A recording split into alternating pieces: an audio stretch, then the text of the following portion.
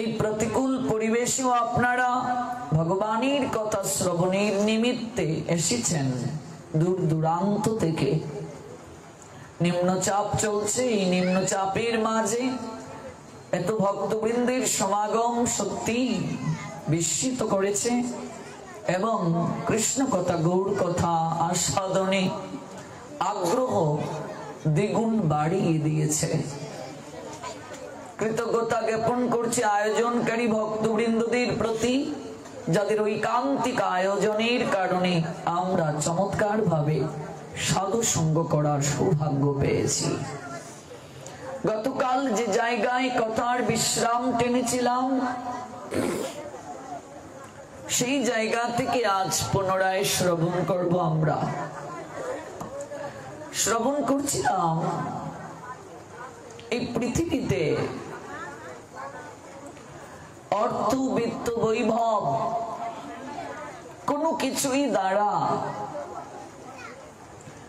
অমরত্ব প্রাপ্ত হওয়া সম্ভব নয়, মৃত্যুকে রোধ করা সম্ভব নয়। মৃত্যু নামক কালো সর্প পশ্চাদে ধেয়ে আসছে, কখন জানি ছোবল দেবে আর আমাদের জীবন প্রদীপকে নিভিয়ে দেবে। অর্থ বিত্ত বৈভব দ্বারা মৃত্যুকে জয় করা যায় না। পৃথিবীর সকল শিক্ষায় শিক্ষিত যদি আপনি হন, আপনার প্রচুর অর্থ যদি থাকে, ক্ষমতা যদি থাকে, বৈভব যদি থাকে,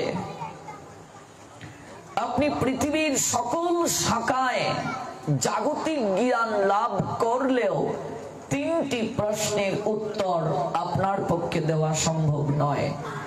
এই পৃথিবীর বড় বড় বিজ্ঞানী যারা, গবেষক যারা, প্রচন্ড মেধার অধিকারী যারা, তাদেরকে যদি জিজ্ঞেস করেন তিনটি প্রশ্ন, এই তিনটি প্রশ্নের উত্তর জড় জগতের কোন জ্ঞান দ্বারা দেওয়া সম্ভব নয়। প্রথম প্রশ্নটি হচ্ছে,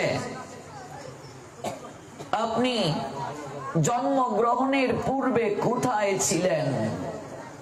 কোন বিজ্ঞানী, কোন গবেষক, এই জগতের কোন জ্ঞান দ্বারা গুণান্বিত ব্যক্তির পক্ষে কি এটা বলা সম্ভব? আপনি এই জন্মগ্রহণের পূর্বে ছিলেন কোথায়? কেউ বলতে পারবে না, কারো পক্ষে বলা সম্ভব নয়। পৃথিবীর কোন জ্ঞান গবেষণা করে এই প্রশ্নটির উত্তর জানাতে পারবে না। জড় জগতের কোন জ্ঞান দ্বারা এই প্রশ্নের উত্তর জানা সম্ভব নয়। দ্বিতীয় প্রশ্ন, আপনি মৃত্যুর পর যাবেন কোথায়? কেউ বলতে পারবে? কোন বিজ্ঞানী, কোন গবেষক, কোন দার্শনিক, কোন বিত্ত বৈভব ক্ষমতার মালিক এই প্রশ্নের উত্তর কি দিতে পারবে? আপনি মৃত্যুর পর যাবেন কোথায়? আপনি জন্মগ্রহণের পূর্বে ছিলেন কোথায়? কেউ বলতে পারবে না, কারো পক্ষে বলা সম্ভব নয়। আমরা কি কর্ম সাধিত করেছিলাম, আমাদের চিন্তা চেতনা কেমন ছিল, এই জন্মগ্রহণের পূর্বে আমাদের অবস্থান কোথায় ছিল, আমাদের স্থূল জ্ঞানে, এই জড় জাগতিক জ্ঞানে আমাদের পক্ষে জানা সম্ভব নয়। এবং আমরা যাব কোথায় আমরা সেটা বলতে পারবো না। ইনফ্যাক্টলি কতদিন জগতের বুকে থাকবো সেটাও বলা সম্ভব নয়। আর তৃতীয় প্রশ্নটি, পৃথিবীর কোনো কিছু দ্বারা, কোনো বিত্ত বৈভব দ্বারা, কোনো ঔষধ দ্বারা আপনি আপনার যৌবন শক্তিকে কখনো কমিয়ে কিংবা বাড়িয়ে রাখা সম্ভব? বয়সকে দমিয়ে রাখা সম্ভব? পৃথিবীর কোনো গবেষণা দ্বারা, পৃথিবীর কোনো ঔষধ দ্বারা, পৃথিবীর কোনো শক্তি দ্বারা আপনার বয়সকে দমিয়ে রাখা সম্ভব? আপনার যৌবন শক্তিকে কি ধরে রাখা সম্ভব? না, সম্ভব নয়। এগুলো কোন জড়জাগতিক গবেষণা দ্বারা সম্ভব নয়, কোনো কিছু দ্বারাই সম্ভব নয়। কারণ পরমেশ্বর ভগবান শ্রীকৃষ্ণ শ্রীমদ্ ভগবত গীতায় 2য় অধ্যায় সাংখ্য যুগে তিনি স্পষ্টভাবে বলে দিয়েছেন, পৃথিবীতে জন্ম যাদের হয়েছে মৃত্যু তাদের অবশ্যম্ভাবী। এই পৃথিবীতে কেউ মৃত্যুকে রোধ করতে পারবে না, কারো পক্ষে রোধ করা সম্ভব নয়। জন্ম যাদের হয়েছে মৃত্যু তাদের হবেই হবে। এবং দেহের দেহ যেমন শৈশব থেকে কৈশোর, কৈশোর থেকে যৌবনে ক্রমান্বয়ে স্থানান্তরিত হয়, স্থিতপ্রজ্ঞ ব্যক্তি যারা এই পরিবর্তনে কখনো মুহ্যমান হয় না। জাতস্য হি ধ্রুবম মৃত্যু ধ্রুবম জন্ম মৃতস্য চ তস্মাৎ অপরিহার্য অর্থে নতম সুচিতম অহর্ষি। যার জন্ম হয়েছে তার মৃত্যু অবশ্যম্ভাবী, জন্ম যার হয়েছে মৃত্যু তার অবশ্যম্ভাবী। কোনো কিছু দ্বারা মৃত্যুকে রোধ করা সম্ভব নয়। অতীতে যেমন অসুরেরা, রাক্ষসেরা, আসুরিক মনোগত সম্পন্ন লোকেরা মৃত্যুকে রোধ করার চেষ্টা করেছিল, বর্তমানেও সেই প্রক্রিয়া অব্যাহত আছে। অনেক সায়েন্টিস্টগণ গবেষণা করছেন কি করে যৌবনকে ধরে রাখা যায়, কি করে মৃত্যুকে রোধ করা যায়। চেষ্টা চলছে কিন্তু কেউ সফল নয়। বিভিন্ন কোম্পানির প্রোডাক্ট অ্যাডভার্টাইজ দেয় আপনার শরীরের যৌবনকে ধরে রাখার জন্য এই প্রোডাক্ট ব্যবহার করেন। সম্ভব কি?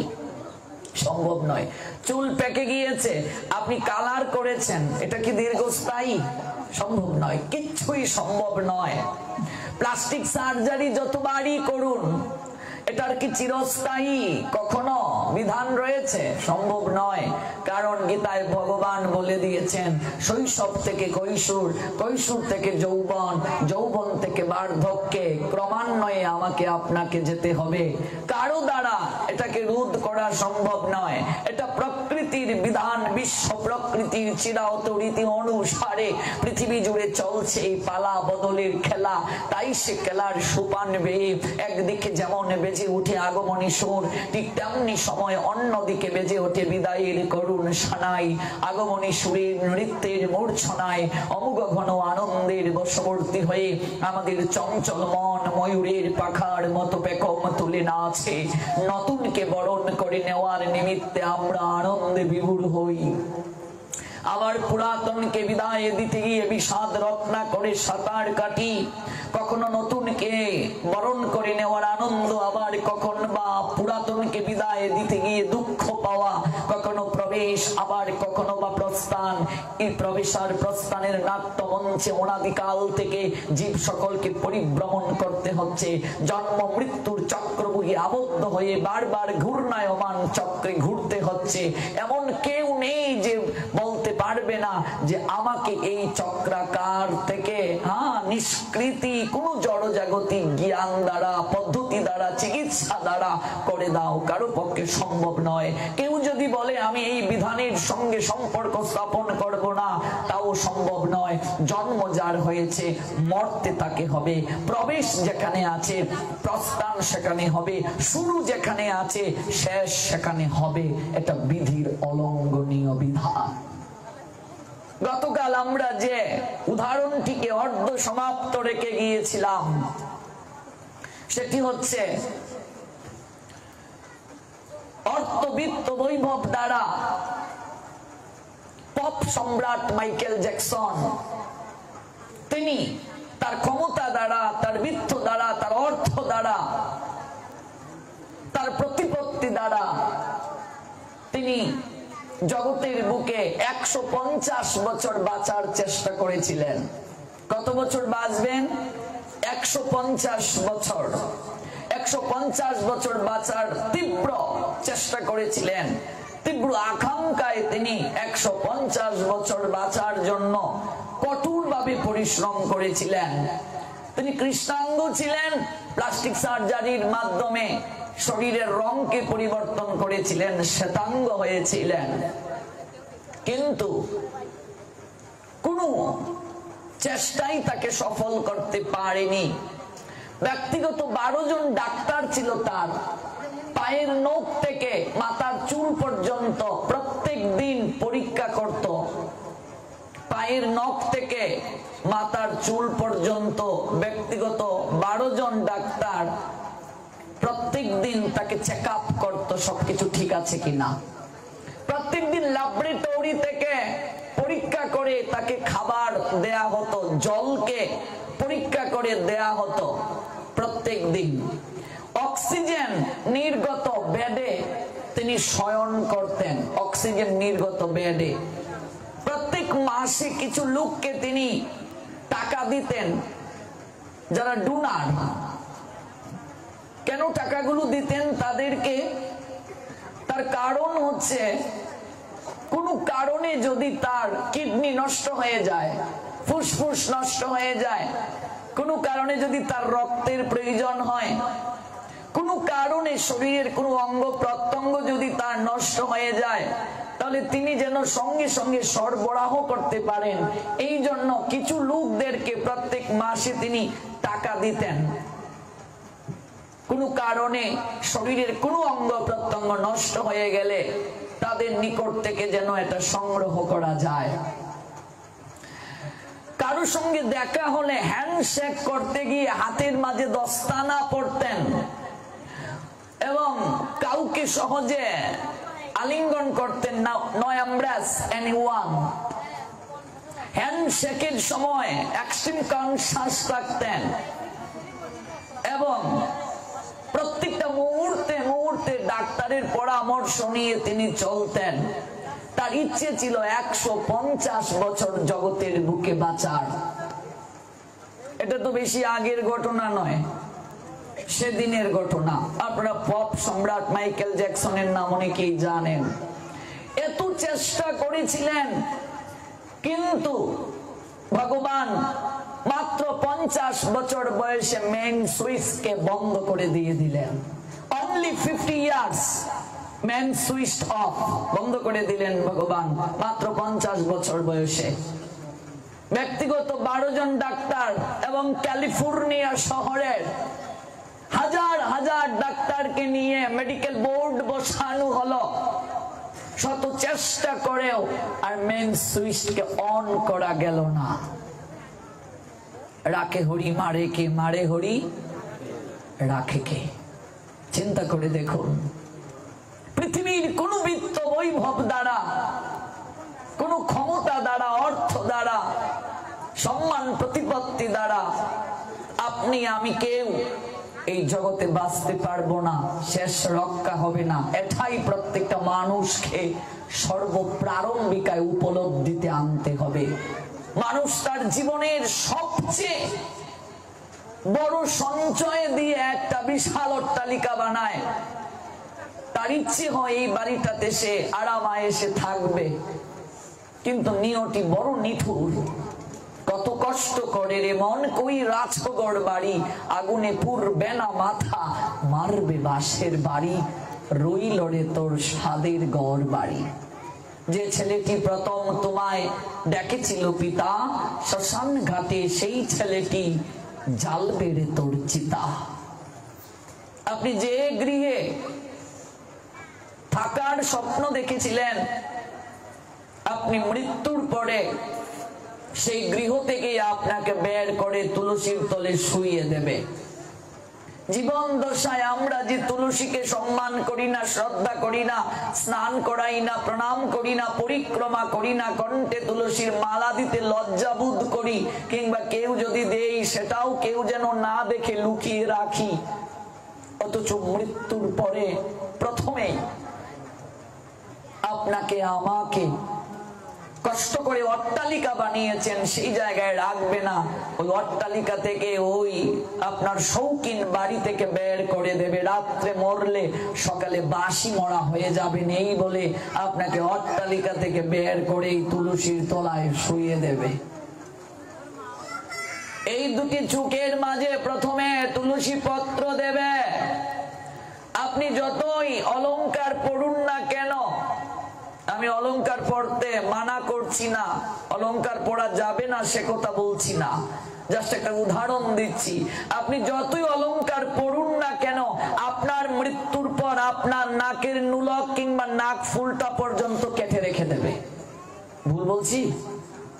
কানের দুল ছিঁড়ে রেখে দেবে, গলার চেন ছিঁড়ে রেখে দেবে, কিচ্ছু আপনাকে দেবে না, সঙ্গে নিয়ে যেতে দেবে না, নিতেও পারবেন না। সঙ্গে যাবে কেবল এই তুলসীর মালা, সঙ্গে যাবে তুলসী পত্র। যা সঙ্গে যাবে তার সঙ্গে সম্পর্ক নেই, আর যা যাবে না তার সঙ্গে সম্পর্ক। ভেবে দেখুন, অনুভবে আনুন। আপনাকে আমাকে গরম জলে স্নান করে দুলনায় চড়িয়ে হরিনাম করে করে শ্মশানে নিয়ে যাবে। সেখানে শ্মশান বন্ধুগণ কয়েক ঘন্টার আগুনে পুড়ে ছাই করে দিয়ে চলে আসবে, সবাই চলে আসবে, কেউ থাকবে না, কেবল একটা তুলসী বৃক্ষ চিতায় লাগিয়ে দিয়ে আসা হবে। এই তুলসী আবেদন দেবেন সেদিন আমাদের হয়ে। যদি আমি ভক্ত হই, তুলসীর সেবা প্রণাম পরিক্রমা আরতি প্রতিদিন করি, কণ্ঠে তুলসীর মালা যদি পরিধান করি, ওই তুলসী সেদিন আমাদের হয়ে আবেদন দেবেন ভগবানের নিকটে। প্রভু ও জীবন দশায় কত আরাধনা করেছে, কত প্রার্থনা করেছে, কত ডেকেছে, প্রভু তুমি ওকে তোমার চরণ তলে আশ্রয় দান করো। যে তোমার শরণ লয় তারও বাঞ্ছা পূর্ণ হয়, কৃপা করে করো তারে বৃন্দাবনবাসী। মোর মনে অবিলাস বিলাস কুঞ্জে দিয়বাস, নয়নে হেরিব সদা যুগল রূপ রাশি। এই নিবেদন ধরো সখী অনুগত করো, সেবা অধিকার দিয়ে করো নিজ দাসী। তুমি বৃন্দা নাম ধরো, অঘটন ঘটাতে পারো, সিদ্ধ মন্ত্র দিয়াছেন তো মাকে পূর্ণমাসী। নম নম তুলসী কৃষ্ণ প্রেয়সী, রাধা কৃষ্ণ সেবা পাবো এই অবিলাসী। যে গৃহে তুলসীর আরতি হয় না, তুলসী বৃক্ষ যে গৃহে নাই, সন্ধ্যায় সেজুতি যেখানে জ্বলে না, সেজুতি মানে কি গো? সন্ধ্যার প্রদীপ। প্রত্যেকটা রুম সন্ধ্যা বেলায় অন্ধকার রাখতে নেই, আলো জ্বালিয়ে দিতে হয়। গোধূলির পরের যে সময়টা, ওই সময়টাকে বলা হয় আসুরিক সময়। প্রত্যেক ধর্ম অবলম্বী যারা, প্রত্যেক ধর্মাবলম্বীরা এই সময়টাতে প্রেয়ার করে, প্রার্থনা করে। সনাতনী হিন্দুরা যেমন, ধার্মিক মুসলমানেরাও প্রার্থনা করেন, খ্রিস্টান বলুন, বৌদ্ধ বলুন, প্রত্যেক ধর্মের অবলম্বী যারা আছেন, ওই গোধূলির পরের যে সময়টা আসুরিক সময়, যাকে ত্রিসন্ধ্যা বলে, ওই সময়টা আসুরিক সময় থাকার কারণে প্রার্থনা করে তারা। গুধুলি, গুধুলি মানে কি? গু ধুলি, গু মানে গাভী, ধুলি গরুর পাল।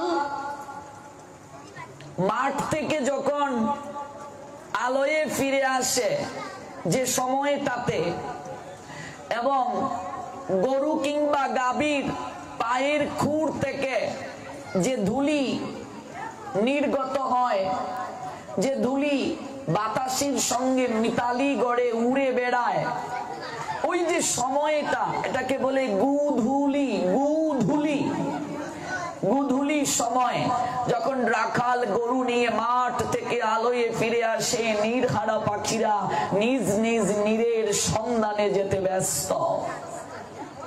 এই গুধুলি সময়টা অত্যন্ত উৎকৃষ্ট সময়। বিয়ের যত লগ্ন রয়েছে, সর্বশ্রেষ্ঠ লগ্ন হচ্ছে গুধুলি লগ্ন। কেউ আছেন নাকি গুধুলি লগ্নে বিয়ে করেছেন?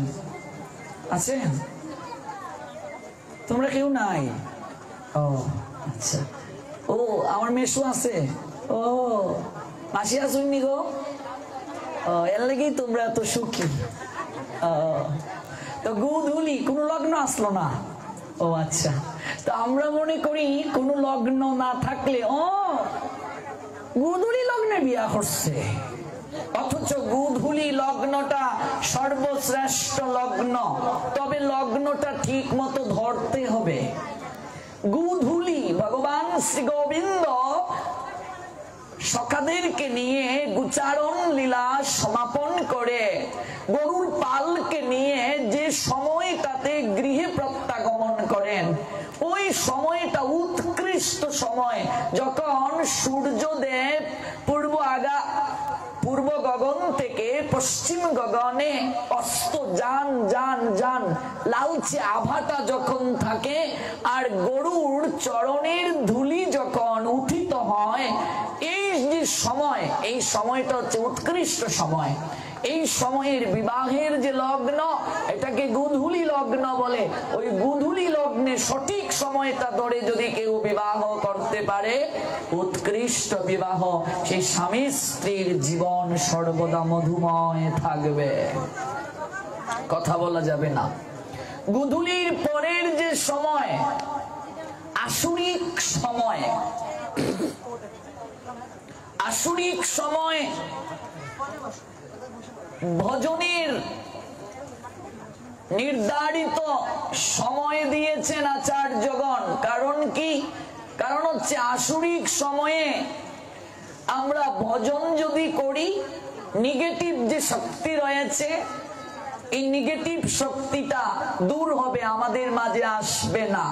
এই জন্য দেখবেন প্রত্যেকটা সনাতনী হিন্দু পরিবার গুধুলির পরের সময়, ত্রিসন্ধ্যার সময়ে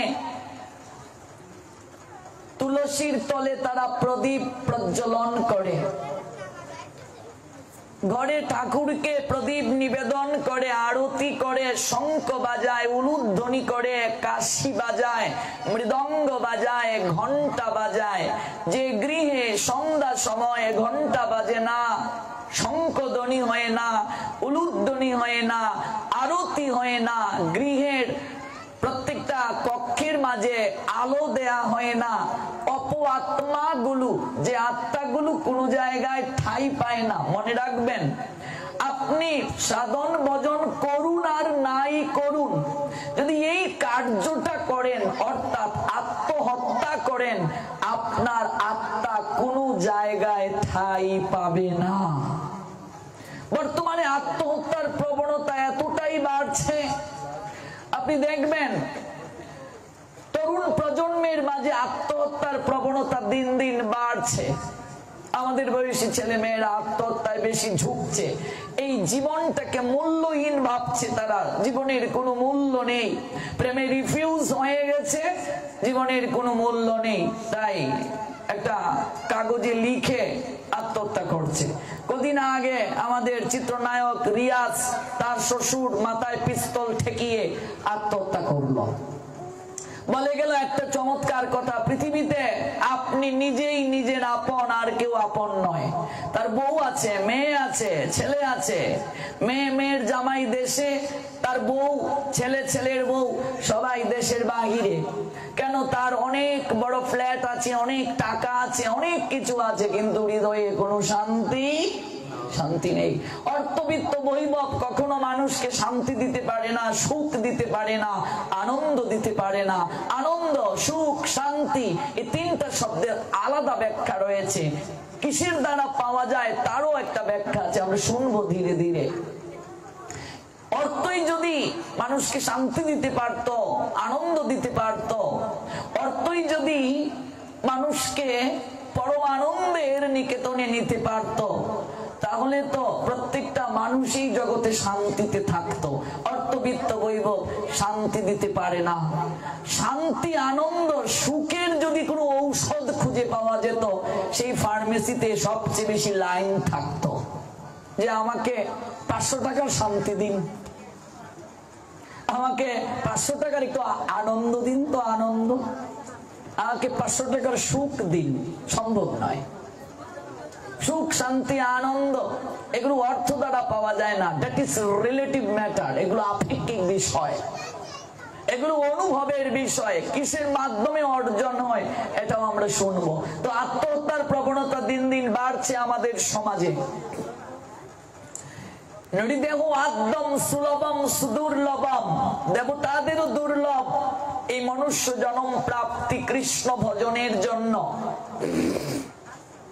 এই জনমকে যদি হেলায় খেলায় আমরা কাটিয়ে দেই কিংবা নিজেই যদি এটাকে নষ্ট করে দেই, তাহলে কোন জায়গায় এই আত্মা ঠাঁই পাবে না, কোথাও ঠাঁই পায় না। ওই অপ আত্মাগুলো সেই গৃহে এসে আশ্রয় গ্রহণ করে যে গৃহে আসরিক সময়ে সন্ধ্যা বেলায় প্রদীপ জ্বলে না, উলুধ্বনি হয় না, ঘন্টা বাজে না, শঙ্খ বাজে না, আরতি হয় না।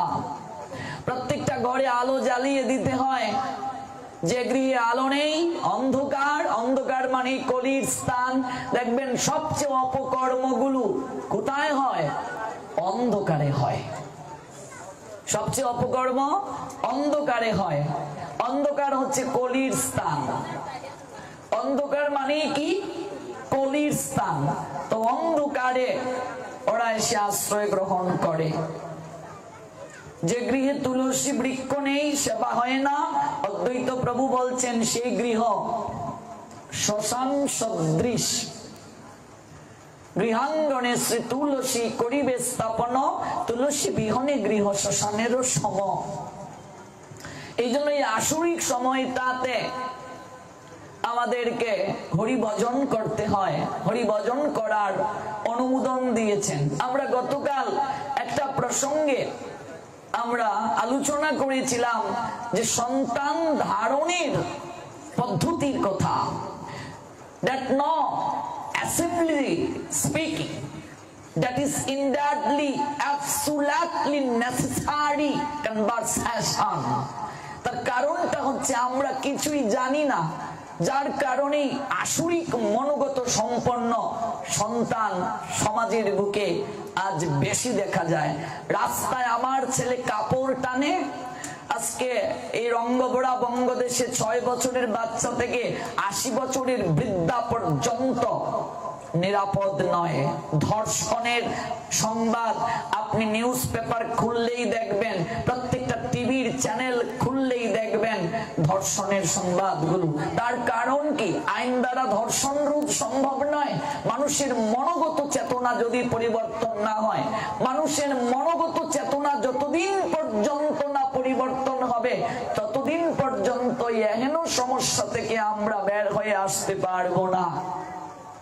তার কারণটা হচ্ছে আমাদের সনাতন বৈদিক শাস্ত্র গর্ভধারণ, গর্ভ সংস্কারকে অত্যন্ত গুরুত্ব সহকারে দেখেছেন। এটা দশবিধ সংস্কারের মাঝে একটা সংস্কার। এটাকে অত্যন্ত গুরুত্ব সহকারে দেখেছেন। যে আসরিক সময়টার প্রসঙ্গে ছিলাম, গুদুলি লগনের পরের সময়টা, এই সময়টা হচ্ছে সাধন ভজনের সময়। এই সময়ে কখনো ঘুমুতে নেই। আয়ু কিভাবে ক্ষয় হয়? কেউ যদি সন্ধ্যাকালীন সময়ে, আসরিক সময়ে শুয়ে থাকে, তাহলে বুঝতে হবে তার আয়ু ক্ষয় হবে।